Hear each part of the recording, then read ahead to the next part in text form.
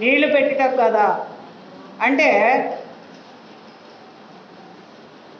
ఎవరు ఆటంకపరిచే వాళ్ళు ఎంతోమంది ఉంటారు, కానీ మనం ఏం చేయాలి? ముందుకి సాగి పోవాలి.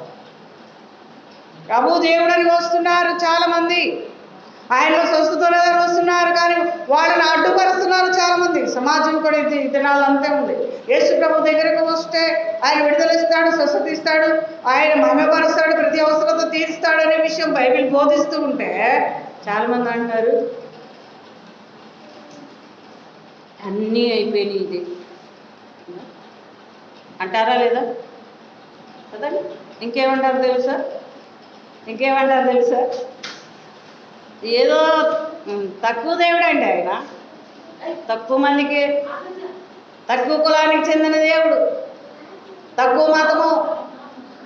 ఇది మతము కాదు, పరలోకానికి మార్గం. ఈ మతములో ప్రపంచ నలుమూలలో ప్రభువును ఆరాధించే వాళ్ళు ఉన్నారు.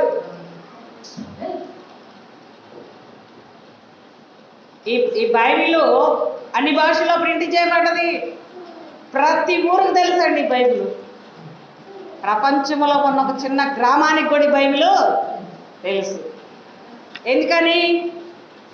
ఆయన ఎవరో రుజువుపరచు కోసం ఆయన సేవకులను పంపి, సేవకురాళ్ళను పంపి ఆయన వార్తను ప్రకటించడానికి మాత్రం ఆయన సిగ్గుపడట్లేదు. ఎందుకని? సర్వంతర్యామి అయిన దేవుడు కనుక ఎక్కడ కూడా నడుము వంగిపోయిందంట. ఎన్ని సంవత్సరాలంట? ఎన్ని సంవత్సరాలు స్వస్థత లేదంటే మాకు? ఎన్ని సంవత్సరాలు స్వస్థత లేదు? ఏ వైద్యుడు కూడా ఏమైనా బాగు చేయలేకపోయాడు.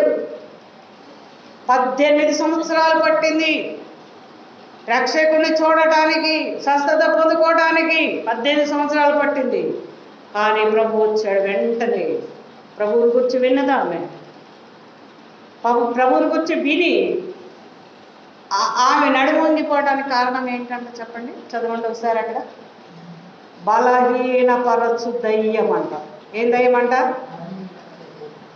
ఏ దయ్యం అంట?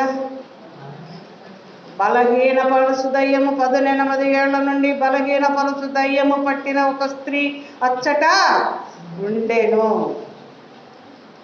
వంగిపోయి నడుతుందంట. ఎందుకు? నడువులో పట్టలేకపోతే వంగుతారా, నిలబడతారా?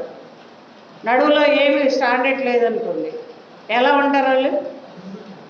ఎలా ఉంటారు? బాగా ముసలివాళ్ళు చూస్తే, బాగా పండువారి ముసలివాళ్ళు స్ట్రైట్గా నిలబడి నడుస్తారా వాళ్ళు? ఎందుకని?